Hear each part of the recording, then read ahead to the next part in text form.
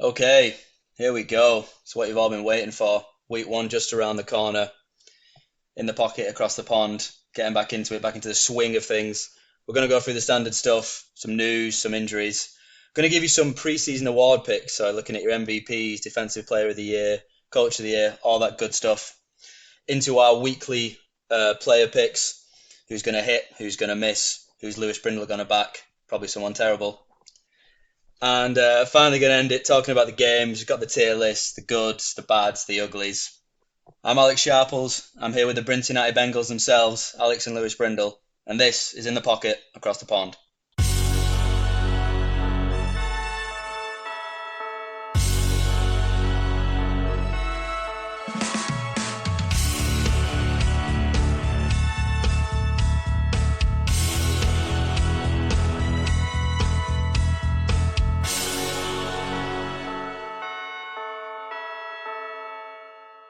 Week one, lads, we're here.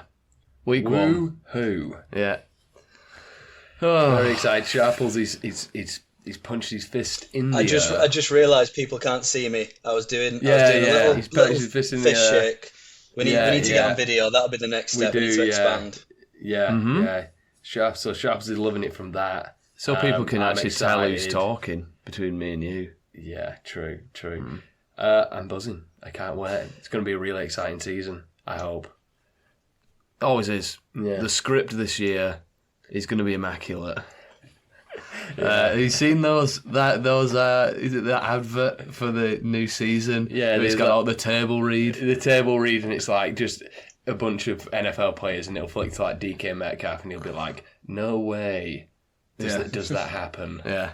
It's And like, okay. I don't know if you've seen the Manning cast one. That one is The Manning cast special. one's good. The Manning cast one's good, but with the NFL, it's that thing where it's a bit like when it's like huge corporations just try and be like, "Wee, I know, we're doing a joke." Yeah. It's like, save it, Yeah, please. there was the Tom Brady thing. Someone asked him as well, and like Brady goes, Brady who looked like Ken, just completely pumped full of plastic. Lad, he's just in great shape. No, his cheeks. You think he's had? I think he's some had a sort of cheek. procedure? I think he's had cheek lifter or whatever Filler? it is. Cheek for something. I Where they don't put, think lad, so. look at this video anyway. He hasn't He had a won't have carb had- since 2004. Yeah, That's it. true. He won't have had filler, mate. Watch the clip. Cheek Watch the fat clip. reduction surgery. Yeah. Watch the clip. Okay. He's just looking like Squareface. I've seen the clip. where he's like. To be fair, that's what he looked like when he was in Tampa. It feels like Tampa? when he was in Tampa, he kind of got a bit more like, not fashionable, but a bit more like sleek, a bit more suave. Well, he was in Florida, so it's like party time. Yeah, It's not like but I think that also comes with like he was basically like regimented, like he was going to school when he was with Bill Belichick. You know, it's like it felt like the vibe was like, he's like a kid who's been brought up in a really strict house, and then he goes to college or something. Right. Like that's the vibe of Brady and Tampa. I guess. Also, it gets cheap though. no income tax either. Probably would give me quite a glow. No income tax, no VAT. Yeah. But anyway, no, he talks about the script, the NFL script, and he's like, yeah, why would I be losing to Peyton Manning's brother twice? Yeah, It's like, yeah, fair. that was fun. Yeah. Good stuff. Week one, though, let's get into it with just a little bit of news and some injuries. The main bit of news I've got is, I thought this was really funny. I didn't think this was that notable. I just think it's funny. I think it's funny more than anything that the Eagles have listed all four of the running backs as the starter on the depth chart. So, Peek behind the curtain, I didn't think it was that notable because, yes, if you've been listening to this show, of course I drafted DeAndre Swift. yeah. In our main league that drafted on Sunday. Very good We draft. did, actually. Happy We did. with our teams. I was going to save it to later, but we've got to break it to the listeners that Lewis drafted a defence pretty early. Chill. Pretty early is like, you're making out like... Early enough, you're enough for me and Sharples to gasp. You're making out like I drafted a defence in the sixth Seventh round or something. round.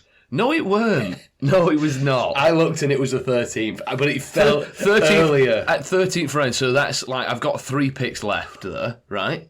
It felt earlier. No, it did feel like I've got 3 picks left, and my argument is, now this is a bit of fantasy advice that I want to give. It's too late because everyone's already drafted. But 13th round, right, I'm staring down the barrel of like Jacoby Myers and Tyler Boyd and Zay Jones. These guys who I'm never in a million years going to start, right? Whereas my defence is going to get me points every week. And if some of those elite... I get what you mean about picking one up last, because the elite ones usually get taken. But Cowboys is an elite defence, just like the 49ers. They were there. It's like, why would I waste a pick on a guy I'm never going to start when I could pick up a Cowboys team who are going to be great, who I'm going to be able to start the majority of the season? How many points do you think that Cowboys defence is going to get you on the 5th of November? On the 5th of November? At 9:25 against the Eagles, or the 11th of December against the Eagles, or the 17th of December against the Bills, or the 24th of December against the Dolphins, or the 31st of December against the Lions. Lions can... Where is the Lions one? Well, where is the Lions one? Does it matter? Yep. Well, basically, we've just found out that you can't play Dallas defence in the month of December. You don't know, though. So you don't know. Great defences can overcome stuff like that. But we would just like to say that Lewis's actions in the draft were not a reflection of this podcast. What, drafting a defence 13th? Yeah. On my team, right. He will be facing disciplinary action, folks. Don't worry about that. Yeah. But a little bit on the draft. That bit of news was a dig at DeAndre Swift, is what we're getting out of that, because they list all 4 running backs as starters on the depth chart. Yeah. Hilarious gag. Yeah. And then all you need to do is look at them play and realise DeAndre Swift is head and shoulder above everyone else. Rashad Penny not the best one? Yeah, good luck staying on the field. That's the argument with Swift, though. No, it's not. Yes, it is. Let's move on. Some injuries. Spicy. Some injuries. This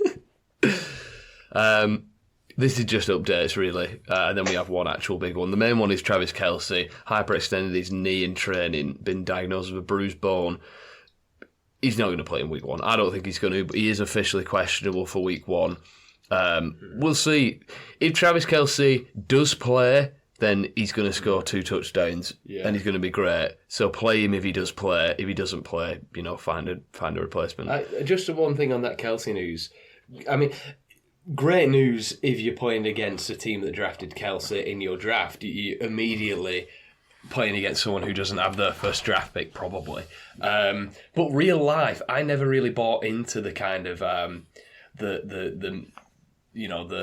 the media loves the Chiefs kind of thing, in the way that, like over here everyone always loved United, and I suppose they loved the Patriots, until I was listening to a show earlier today where we were acting as if Travis Kelce being injured was then harder for the Lions because they'd planned to defend Travis Kelce. I'm like, no way are we spinning this in the Chiefs' favour.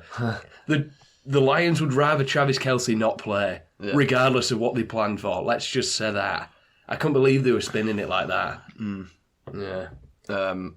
So keep an eye on Kelce. Cooper Kupp is all but guaranteed to miss week 1. Lingering hamstring issue. I don't like this one bit.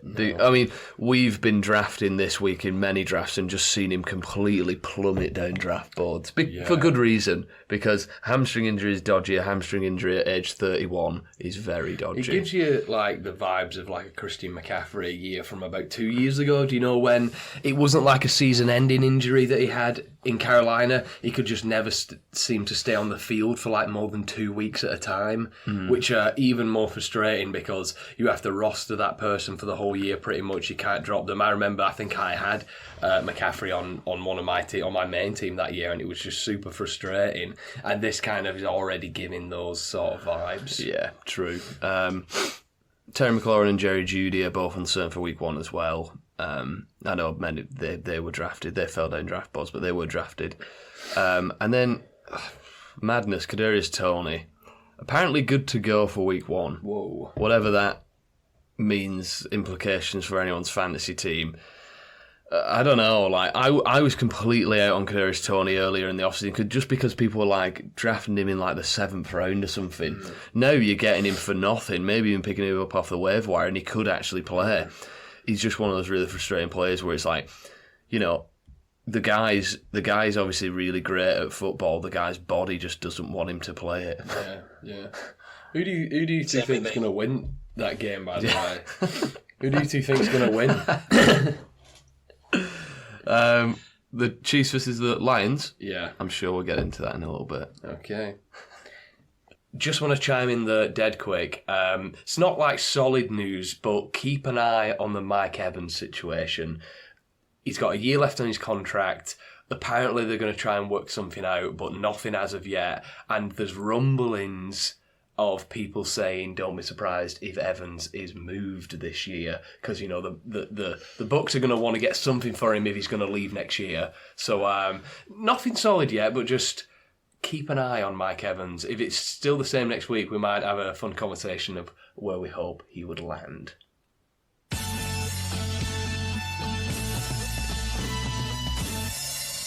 All right, lads, I know we did a bunch of predictions last week, but who doesn't love sticking the neck out and being proven wrong time after time? So we're just going to really quickly run through our NFL 2023 season award picks, just those real-life awards: MVP, Defensive Player of the Year, Offensive Rookie of the Year, Defensive Rookie of the Year, Comeback Player of the Year, Coach of the Year. I realise that Offensive Player of the Year is also an award that I don't have down on my notes. Maybe it's because I forgot it because it seems pointless, because it's basically the person who came runner-up to the MVP. Yeah. That's what that award is. No. So we're going to leave that one out. We've decided on this podcast that award doesn't mean much. Yep. Let's start off up top. MVP of the league this season. I'm going Joe Burrow. I think the Bengals are going to get to the Super Bowl. I think he's going to play really well. I don't know if it's going to be one of those kind of transcendent years for a quarterback, like kind of sneakily Mahomes had last year, and like, you know, Rodgers did. Like Mahomes had last year, and like Lamar did when he won it. I think it might be like a Rodgers of a few years ago when he won the back-to-back MVPs, and he was just kind of really good and really consistent. I feel like Burrow's just going to be really good and really consistent, and it's kind of about time. He's been knocking on the door now for a couple of years, so Burrow. Lou? Patrick Mahomes. Just because I'm done betting against him. Amazing player. He's going to be amazing again this year. The Chiefs are going to be great. The dude has a basketball court in his house, so if that doesn't say MVP, Okay. I don't know what does. Sharples? Alexander Mattison. No, he'll be second. He'll be runner-up. I've also gone for a quarterback, but I've gone for the quarterback of the team I think is going to finish with the best record, and so that'll be Jalen Hurts of the Philadelphia Eagles. Okay. Nice. Hurts is going to be there or thereabouts. Definitely. Defensive Player of the Year. Cue the yeehaw. I'm going Micah Parsons, obviously. I think Parsons is the best defensive player in the league. Huge Cowboys bias there. But I'm not really an expert on defense. I'm just going to throw a name out there that I don't think is going to be Defensive Player of the Year, but I'd say expect to be hearing a lot of talk about Trayvon Walker. He was the first overall pick last year, and he had an okay rookie season with the Jaguars.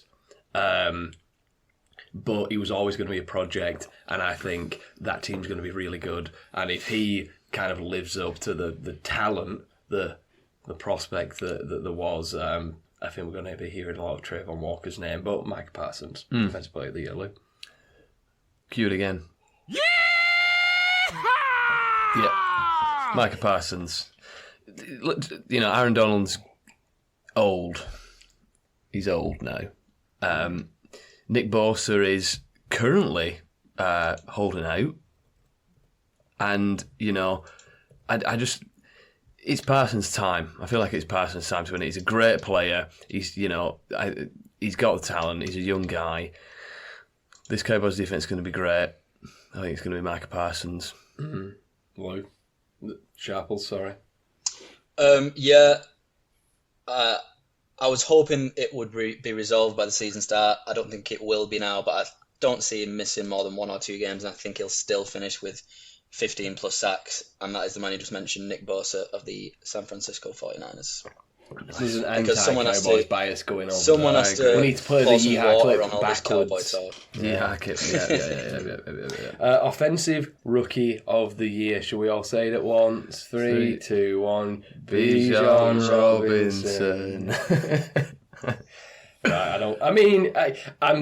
I feel like you almost want to put another category like best rookie quarterback. Like that's really intriguing this year. Well, go on.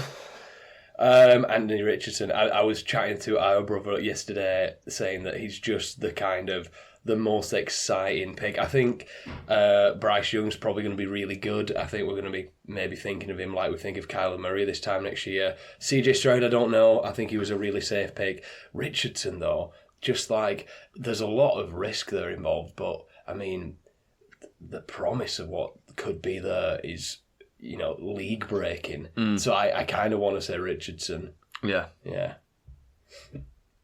I don't have massively strong feelings on it, but I'd probably say Richardson as well.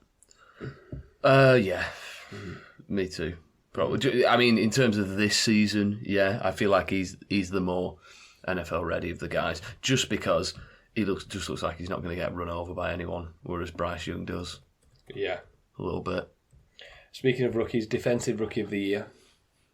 Who have we got, Lou? I go for Christian Gonzalez, the Patriots first round pick, cornerback. There's just something. It's like a beautiful mixture. You've got a pot on simmer, and it's like just imagine you're simmering a pot of the Patriots defense, masterminded by Bill Belichick, and you're sprinkling an absolute stud cornerback. It's a recipe for deliciousness, really. So I think he's in an incredible place to thrive in that position. I think Christian Gonzalez. The only thing I would say about that is with the Patriots' offense projection this year, they might not be facing that many passing plays. True. Yeah. Sharples, have you got? Yep. I have also got Christian Gonzalez, although unlike Lou, I've not back from a recent ayahuasca trip. And so I just think a good player in a Bill Belichick system will be fine. No sauce is simmering in my analysis. I've gone Tyree Wilson. I think, he's going to be opposite Crosby on that defensive line. I think that frees him up kind of to do his thing. And the Raiders' defense is going to be... They're going to be able to get to the quarterback. How good they're going to be, all in all, I'm not too sure. But I like Tyree Wilson as potentially a bit of a steal of the draft. He went, I think, 9th, 10th or something like that. Yeah. So, yeah. Coach of the year. Now, I'm interested in this one. Yeah. Sharples, start us off with your coach of the year. Yeah, I thought this one was the toughest by far because it's never really the coach of the best team, is it? There's always a bit, there's a lot thrown in there. So I went with Matt LaFleur. I think the Packers are going to have a sneaky good season. And I think that because obviously a lot of it with these kind of awards, it's like the media perception and stuff like that. Obviously Rodgers has gone, people expecting them to fall off massively. But I think if they get sort of 10 or so wins, finish second in the division, I think there'll be a lot of people pushing for LaFleur. So that's why I went there, but I think there's a lot of avenues you can go with on this one. Yeah, Luke, what have you got to say about that one then? I completely agree. I also went with Matt LaFleur, strangely. Yeah, I think he's a great coach, a really great coach. We've seen it the past few years. And as you're saying, Sharples, like it's not the team with the best record. Like the past 3 years, Daboll, Vrabel, Stefanski. Sure, Vrabel and the Titans that year won their division, 12 wins, all that good, all that stuff. But Daboll this past year, Stefanski a few years ago, both their teams came third in the division.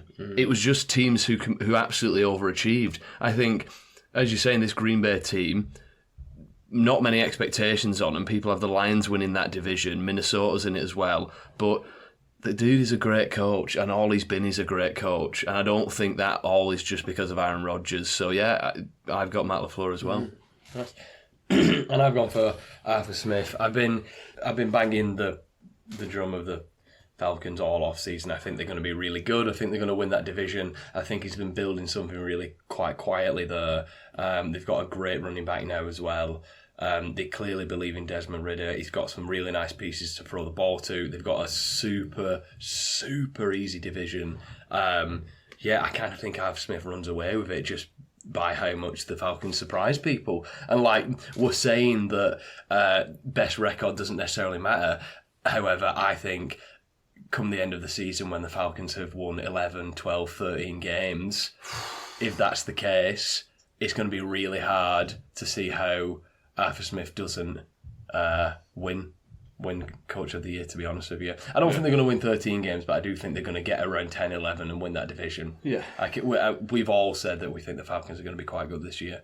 And Comeback Player of the Year feels like a weird one because it's clearly going to be DeMar Hamlin if he steps foot on the field. If the guy plays a game this year, that's an amazing job, really. It's amazing. So, yeah, obviously. Yes.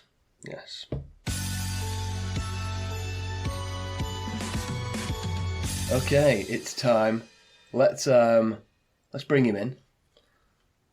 Oh, he's back. Who's this? He's got the tan. Who's this? No, we're joking. It's the same guy. I think I brought him in a bit early, actually. Just sit tight, mate.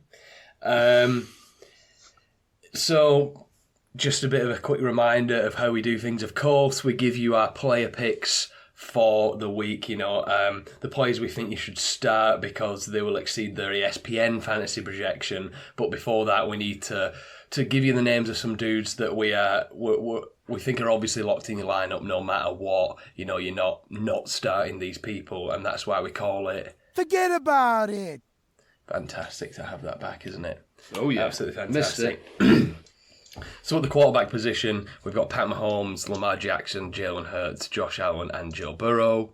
Forget about it. Running back, some really low running back projections here on ESPN in week 1. All of the guys here, who I'm going to say in this section, are only around that 17-point mark, so definitely start them. They're definitely going to exceed that. We've got Eckler, Pollard, McCaffrey, Bijan Robinson, Henry, Barkley, Jacobs, and Nick Chubb. Forget about it. Wide receivers, Jefferson, Chase, Tyreek, Adams, Lamb, Amon-Ra St. Brown, Stephon Diggs. Forget about it. And tight end, Andrews and Kelsey if he plays. And maybe even if he doesn't. Because that is the landscape of tight ends.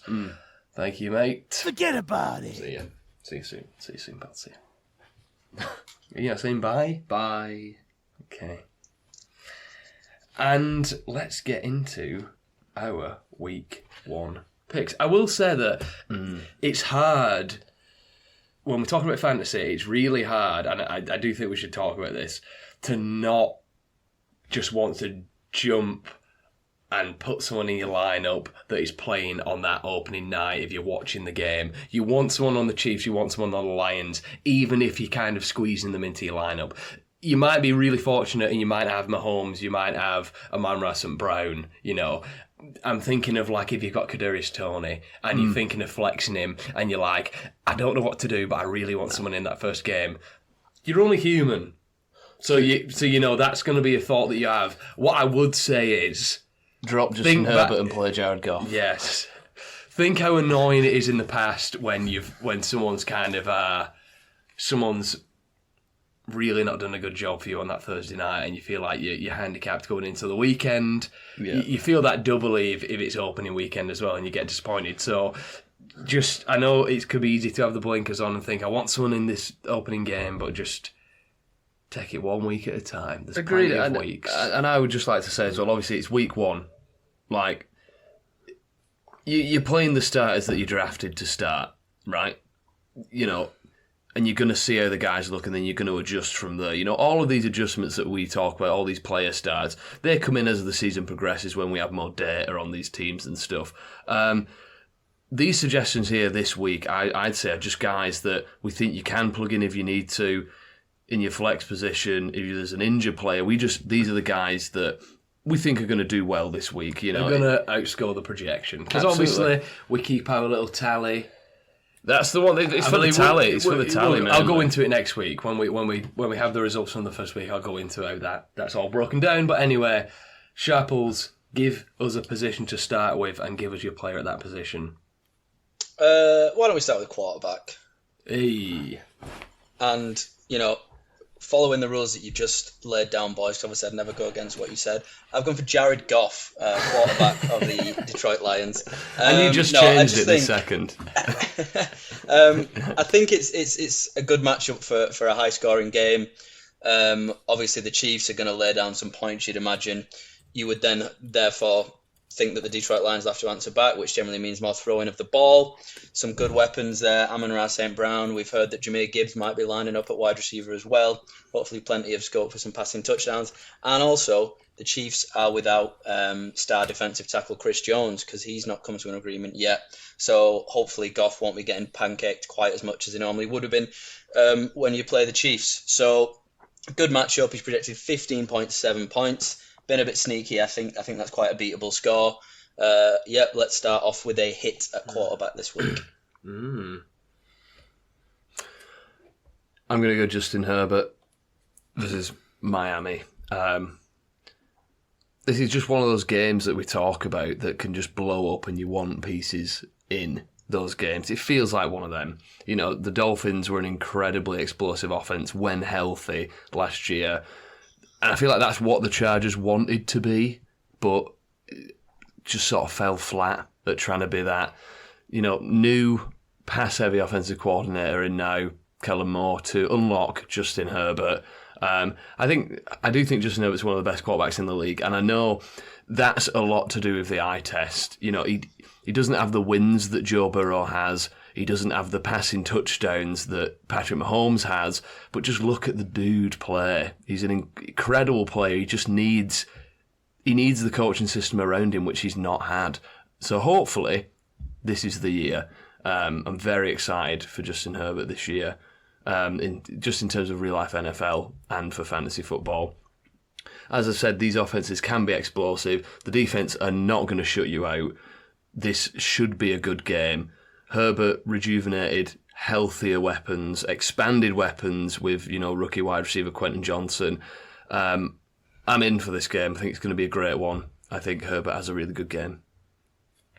Nice, and I have gone Trevor Lawrence, projected 18.4 on ESPN. I think he's going to beat that handily. Lawrence couldn't ask for a better matchup to start his third season in the NFL. We on this podcast love Lawrence this season, and I think in week one he shows us what is to come over the next 17, 18 weeks or so.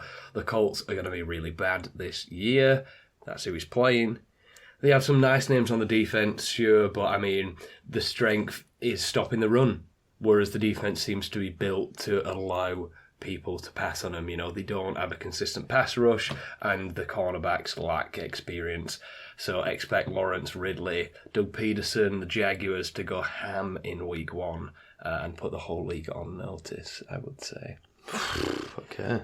Let's go running back and let's go Lou. Well, jumping straight from what Sharple said and what you said, about the opening game and don't get, be worried, don't get too excited. I want to start Jahmyr Gibbs from the Detroit Lions, the rookie running back. Listen, these two teams, two top 5 scoring offenses in the league. We expect the Lions to be really good, and we expect the Chiefs to be really good, like they are every single year as well. I think they're going to get Jahmyr Gibbs going early. They're going to showcase him. He's a very dynamic player. This offense needs to be dynamic to maintain a lead or keep up with the Chiefs. The backfield in Detroit, it's been quite confusing in the reports that you're reading. Some are saying that David Montgomery is going to lead the ground attack and the goal line work, whereas others are suggesting that Jahmyr Gibbs, it's his backfield.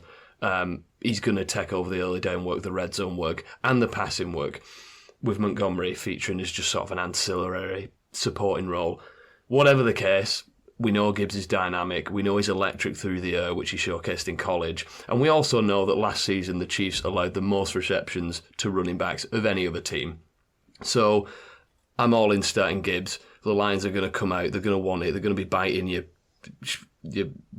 shins off or whatever. Yeah. Or whatever Dan Campbell said. They're going to take a hunk of kneecap. They're going to take a hunk of kneecap. I think they're going to come out and they're going to try and showcase this dynamic offense and how it has improved with Jahmyr Gibbs in it. I'm all in. Sharples? Yep, so for me at running back, not about the player on this one, it's about the situation.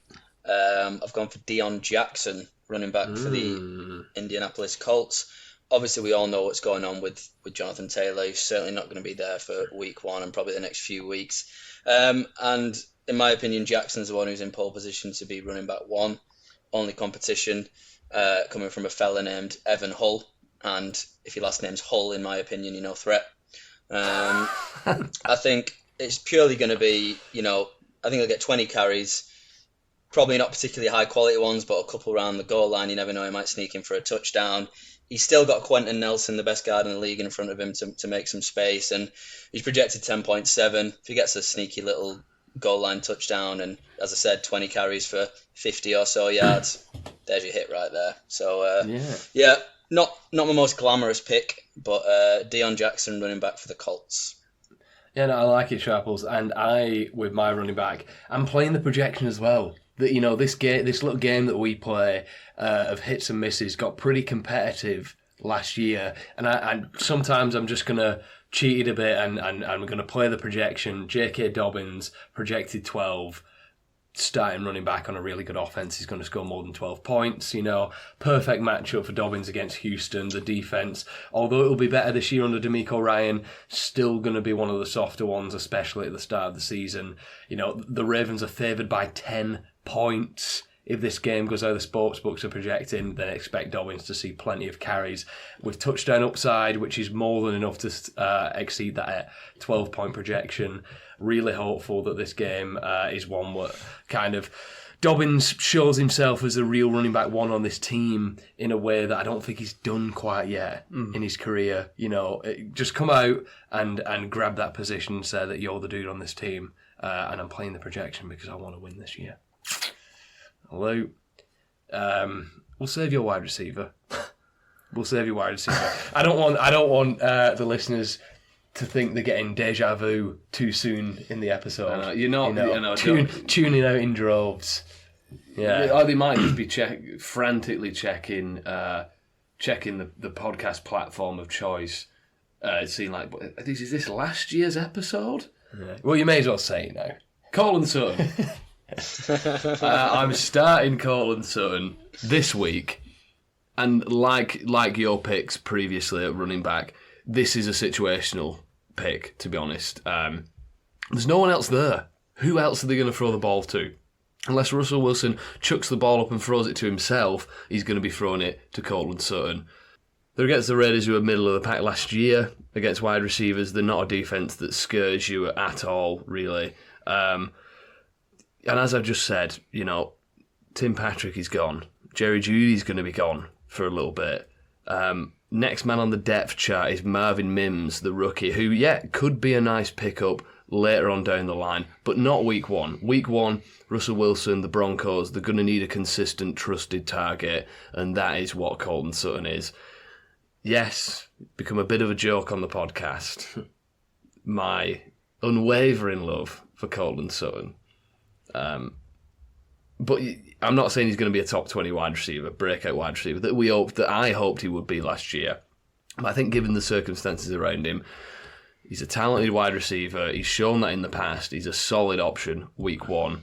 And if not, he's going to get 5 points and I'm going to be humiliated. But that is what's going to happen. No, Courtland Sutton. I think circumstances point to Courtland Sutton this week to be the highest scoring wide receiver on the week. Are you joking? Don't know. I'll save everyone from having to think of that for too much longer.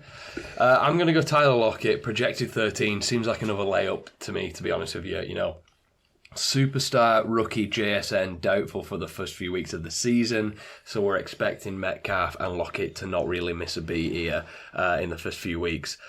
This offense is going to be even better this year. They've had more time to gel, and I already said last week how good I think Geno Smith is and is going to be this year as an NFL quarterback. Lockett pretty much feasted against the Rams last year. That's who they're playing. He feasted against them in 2 games. He had 11 receptions, 182 yards and 2 touchdowns. You know, we expect the Rams to be even worse this season defensively. And even though I'm the only person on the planet who actually thinks the Rams will keep games competitive this year, a blowout win or a competitive game means Tyler Lockett gets points. I believe there are points to be had. And Lockett's a great player, and he always he always ends up outscoring his season-long projection. So with that in mind, and the fact that they've got JSN coming, that means Lockett has to score a lot of points in the first part of the season. So that's my logic. Yeah. Not that he's just not going to be as good. No, it just means that he's still going to score as many points. He's just going to score more at the start of the season. But yeah, play him against the Rams. I think he's going to be really good. I think Seattle are going to win, and the Rams are going to keep it competitive. Because I'll talk about why in my next pick. A Sharples wide receiver. Yep, I've gone for a man that I'm actually quite reliant on this season. I've got him as my wide receiver 2 in our league. So I'm really hoping that he's got one more quality season in the tank. Obviously, he's 31, getting to that age where you start worrying about wide receivers. But I've gone for DeAndre Hopkins, new wide receiver of the Tennessee Titans.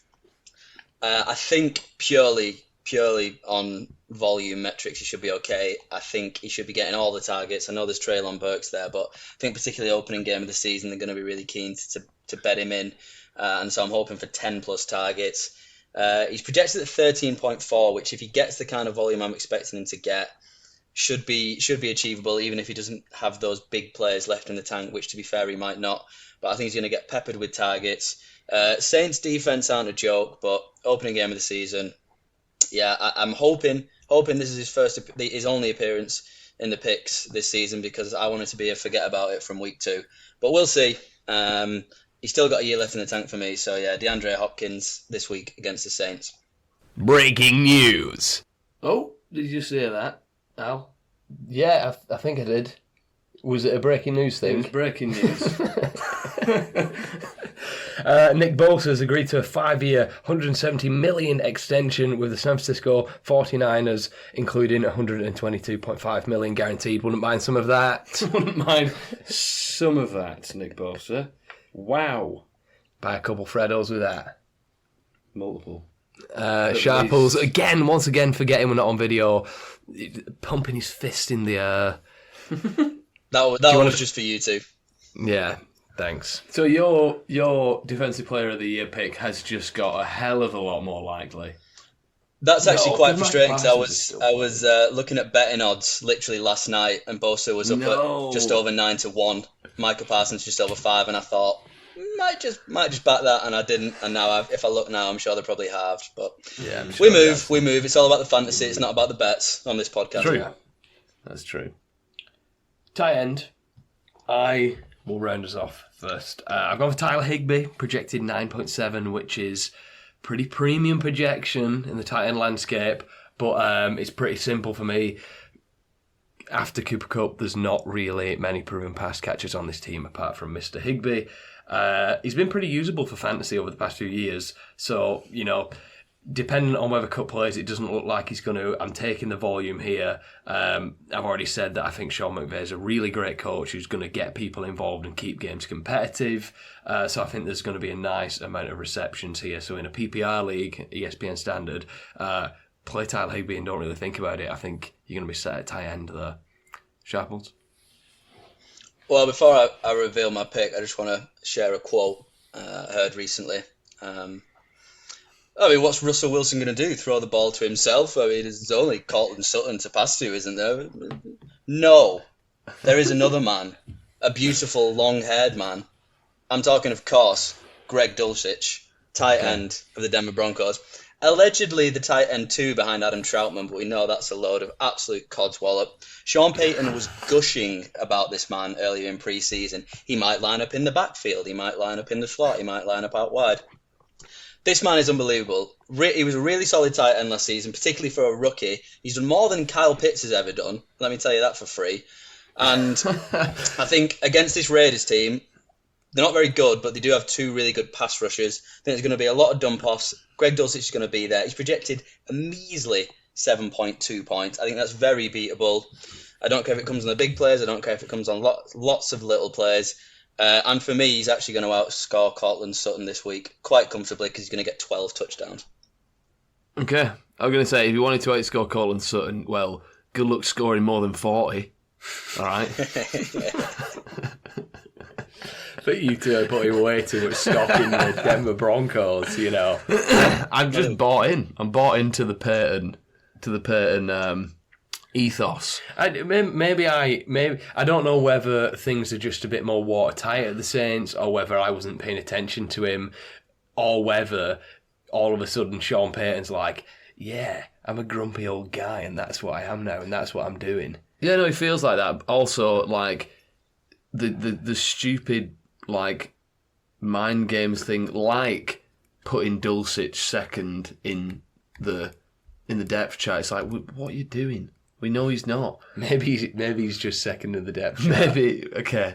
Maybe he is. But well, Sharp was just saying, Peyton was saying he can line up at cornerback. Yeah. He loves him that much. I'd like to see how many fantasy points he racks up at cornerback. Depends on your league sides. Okay. I'm going to go for Darren Waller. Shock. I absolutely love Darren Waller this year. I can't remember if I've had a chance to say it on the podcast, maybe in our rankings episode. I love Darren Waller this year at the Giants now. I'm making him my pick in week one because I tell you one thing. Well, there's two reasons for this.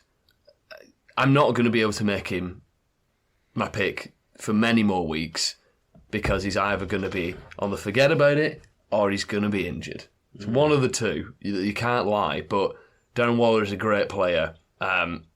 He's the most proven and the best receiver on that team. Camp reports have obviously been just completely daft.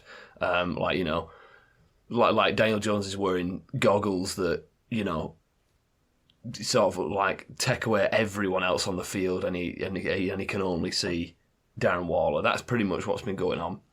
The Cowboys, as I've said in the past, they're a great defense, which is why I picked them third overall in our draft.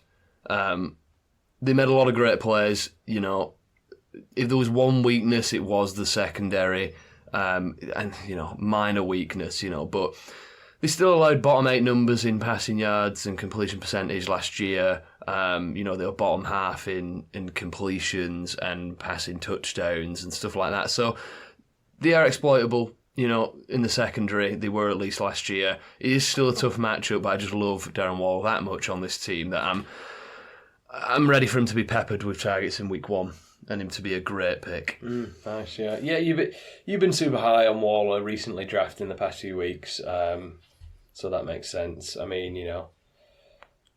just because you've just reminded me, I just want to mention that I really like Deontay Johnson this year, and I don't think I've said it on the podcast yet because I've kind of really come round on him and this Pittsburgh team in the past few weeks, and he didn't make our rankings episode because we only did the top 10s, but Deontay Johnson's a great player. He's going to be really Where was he in your rankings? I can't remember. Would he have been included if we did top 20? 100,000,000%, yeah. Easily, quite comfortably. Yeah. I think he's going to be a borderline wide receiver 1. Top 15? I'd have probably shoved him in top 15 because I really like him, yeah. Cool. Yeah. But it's that time again to go over to Mr. Alex Sharples. I'm wondering, because he wasn't on screen last year, this is a bit of another peek behind the curtain.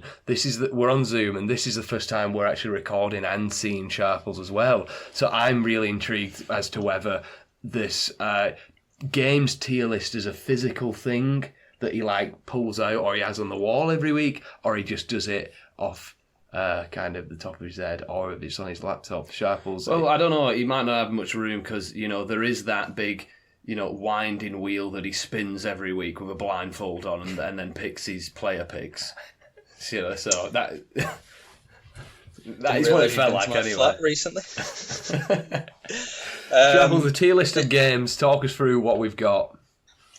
Okay, let me just get my... No, I'm just kidding, it's on my screen. Okay, I was really excited. Where do we want to start? Do we want to start the good, the bad, or the ugly? Where do we want to start us with the bad, because I think there's quite a decent amount of pretty good games this week. I think the bad ones aren't necessarily bad, they're just boring, but what do you think? Yeah, so I wanted to be optimistic on this one, but I have to say the bad and the meh tiers are the most chunky. Probably a lot of them hangovers from last season. We were scarred a lot by some of these teams. So I'll go through. So I think we can all agree. This might be to be fair, we might have a couple of early contenders for toilet bowl match of the season. But I've got, first of all, the Commanders versus the Cardinals. Yeah, I'm intrigued by the Commanders, though. This is one that I just think is pretty boring. Yeah. Yeah. This next one, was a bit of a mixed bag last season, because if I remember, the first game between them was unbelievable. It finished like 30-20 something, and then the next game was terrible. Falcons versus Panthers.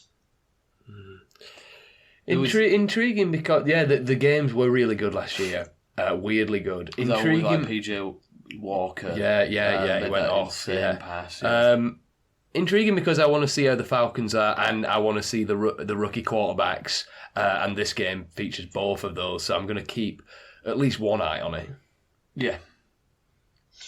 I think there might be some pushback on this one, but it just shows how much I dislike the Colts this year. I think the first game for Anthony Richardson as well is going to be a lot of interceptions. So I've gone Colts-Jags. Not the most exciting one for me.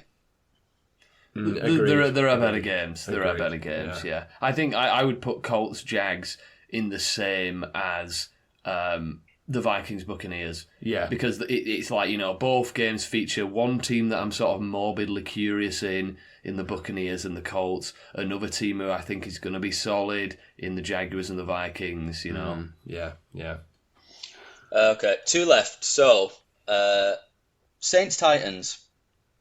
Yeah, I have that in my extremely boring list as well. Snooze fest. Total snooze fest. And I hope you've got the same one as me next, because if you have, this next game that you're about to say, I will be closing my eyes whenever Red Zone switches to it. I'd be amazed if it's not the same one. Broncos Raiders? Yeah, but that's not a good. That's not a good. That isn't good though, because me and Sharples have some real estate in that game. Correct. No, I mean, correct. There can still be 12 Dulcich touchdowns, and it still be a bad game. Okay. Okay, moving up a tier into the meh category. One you mentioned, Lou, Vikings Bucks. I think we've got a good team versus a really not very good team, and those tend to sort of balance each other out, which is why I put them in there. Yeah. Moving on, Ravens Texans. I think another one that falls into that category. Looking forward to seeing what the Ravens can do, but I don't think it's going to be a super exciting one. No, and it's one of those games as well where it's like you're looking forward to it because you've seen a rookie quarterback, but it's like, I don't think it's going to be a good game because what rookie quarterback is going to have like an unbelievable game when they're coming up against a good defense and a really good team. You don't want to see these guys get absolutely hammered, but that might happen. Guys, do you want to react? Do you want to? Sorry, Sharple. Sorry to interrupt. Do you want to react live to a trade request that I've just been sent? You've just been sent in one of my few leagues. Yeah.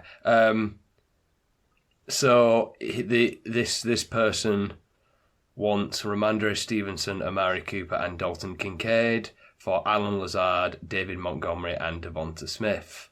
I might just. What should I send him? A couple of laughing emojis and because it's like, it's not a chance. By the way, not a chance. Let's just establish it sort of position by position here. So, realistically, Amari Cooper for Devonta Smith, sure, similar pegging. Devonta Smith's probably pretty good. So then, what we're doing there? Dalton Kincaid for Alan Lazard. No. No. One has upside, one doesn't. One has upside, one doesn't. There you go. Ramondre Stevenson One's a for tight Montgomery's where it completely dies, though. Yeah. Ramondre Stevenson for David Montgomery is silly, completely silly. Like, if that's the crux of your trade, then you're not going to get that trade done. And that's how you realistically work out a trade. Yes. I'm just not going to reply to it. No, I will. Can you can you send gifs as a reply? Why? What are you thinking? The James Harden walking away from the interview on the sideline. Yeah. Okay, yeah. I'll search that. Carry on, Sharples. Yeah, a couple more in the meh category. A few more actually. This one, I'm ready to be moved on. But Steelers Niners, I think it's two good defensive teams. They don't always lead to the most interesting matches. If you like that kind of thing, that's the kind of thing you like. So I see, because this is in Pittsburgh though, and the Steelers are primed to kind of surprise people after that preseason. I see this being a good game that they could actually win. It's one of those in the trenches kind of just ground and pound games, isn't it? But just two solid franchises. So I think that's an all right one, to be fair. Yeah. Another one, and I'm happy to be called a liar on this one as well. Patriots Eagles. I just feel like whenever Bill Belichick's involved, there's always a chance that it's going to be a bit of a. I mean, again, if you appreciate good defensive teams, which Belichick's teams always are, then great. I don't see it on this one. I don't see it personally. Agreed. Yeah, agreed. And that's what it's exactly what you said. Like Belichick's such a great coach because he has the ability to take the sting out of the other offense, which obviously results in a boring game. But that's why he's a great coach. Yep, and the final one, I think Al might disagree, but I'm much further down on the Rams this season. I've gone for the Seahawks versus the Rams. Yeah, no, I do agree. To be fair, I don't think, as much as I like the Seahawks and Geno Smith, I don't think the two teams. We would be surprised if either of these two teams were thereabouts at the end of the year still. NFC Championship game, whatever. So at this moment in time, fairly uninteresting contest, but I think a nice one for fantasy maybe. Okay, let's move into the good category. Yeah. Starting off with with an in-division game, Bears-Packers. Yeah, super interested to see the Bears against the Aaron Rodgers-less Packers. Yeah. What like how many like I don't mean this, because like there might have been some games started by backups and stuff with injury, but like how long do you reckon it's been since the Packers started a season without Rodgers or Favre? We're getting to like the 90s as the starter. Yeah, we're quarterback. We're getting to the mid-90s, are we? So this Mid-early is a true 90s. new era in Green Bay. So very interested. But I mean, judging going by average, then Jordan Love should be a Hall of Famer. not much to live up to. Yeah. It's actually two more in-division ones. One which, again, I'm expecting some pushback. Obviously, this is a Dallas Cowboys podcast, but I've gone for the Cowboys-Giants. In the good category, it's not about the Cowboys, it's about the Giants. I want to see this offense first. Are they really going to be able to put points up? Is Darren Waller going to get 20 targets a game? I've got no doubts that the Cowboys can score. Can the Giants, which is why I've got them that tier below the great. Okay, yeah. Okay. And which is a similar reasoning, which is why I've got the Browns and the Bengals, because Bengals, we know what they can do as long as Joe Burrow's there. With the Browns, obviously, I have high hopes for Deshaun Watson this season, and so if that's the case, if he's going to be slinging it to Cooper and Elijah Moore, then let's see. But we're not seeing it yet. We're not certain. And so that's why I can't put it in that great category just yet. Yeah, that's going to be an interesting one, though, because like just ponder this for a minute, right? We've talked about the Steelers as well, having a bit of a nice year as well. Steelers, the Ravens, the Browns, the Bengals. One of these teams has to come last in that division. Browns. And if they come last in that division, most likely will have a losing record.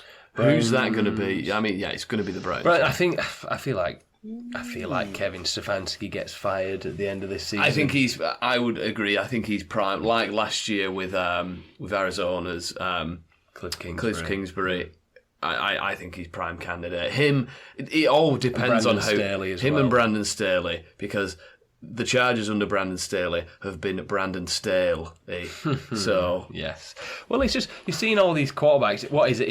It's like the Sean McVay effect, or it's like an actual thing where, you know, because of Sean McVay, all of a sudden teams want to kind of employ young, offensive-minded head coaches, or just young head coaches, and that's all stemmed because of McVay and the Rams, and we've seen a lot of occasions this not working so far, and these two are kind of products of that. I mean, Stefanski's kind of been treading water for a few years. I think he had a good first year at the Browns, and all of a sudden, because they're not coach of the year, because they're not horrible like they used to be.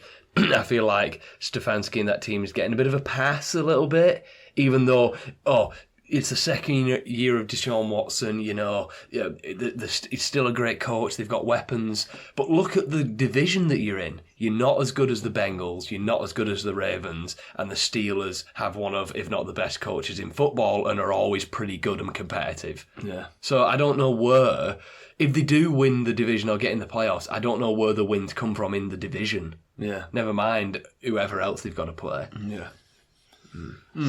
I personally think it's the Steelers that are the ones who are going to finish last. I'm not really excited by the offense yet. I've not seen enough of Kenny Pickett consistently to think that he can propel them above a resurgent Deshaun Watson. And you know what?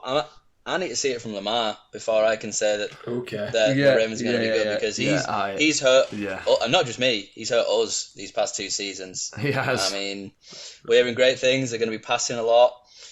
But for me, Lamar's a runner. He's not a passer. I want to see if he can pass. If so, great. He's probably going to be the quarterback one. But I'm just saying, if Deshaun Watson gets back to the player that he was before, all the horrible stuff, then I wouldn't be surprised if it's the Browns that finish second behind the Bengals. But into the great category, 3 juicy, plump, spicy meatballs. We've talked in depth about one, Chiefs-Lions. Obviously no Kelsey there, but I think it's going to be 2 not very good defenses with 2 high-powered offenses. Hopefully it's going to finish like 50-50. Yeah. Mm-hmm. We've also got the Chargers versus the Dolphins. Again, you want players in this one. Tua's back. 2 unbelievable weapons in Waddle and Hill. Obviously, we know what the Chargers with Herbert, Keenan Allen, Austin Eckler should be points on points on points. Mm-hmm. Yeah. And finally, and what I'm hoping is the creme de la creme, the glacé cherry on top of the Bakewell that is week 1. Jets Bills. Yeah. This has everything though. This has everything, because it's like, the Jets were really good last year. The Bills are a great team. It has that sort of jeopardy of a new player on a new team as well. It's got all the drama. Yeah. Yes. Yes. Very much looking forward to it. Looking forward to the whole weekend, apart from that Broncos-Raiders game, to be fair. It feels stupid saying that because we've not had any NFL since February, but it's still like, if that game was the only game on, I might make sure I was, going getting like some bread from the shop while it was on for 3 hours. Maybe Russell Wilson's back. Closing thoughts, lads. Yes or no, is Russell Wilson back? Let's ride. Broncos country. Let's ride. Sharple's bemused, just shaking his head. Not a chance. No. Aside from him passing to Dulcich, that's it. Yeah. Well, thank you very much for listening. Enjoy week 1. Enjoy. Don't flip out too much if your team doesn't do too well. It's only week 1, remember. But, start as you mean to go on. Start as you mean to go on as well. Thank you very much for listening. Yeah. See you next week. See ya. Bye-bye.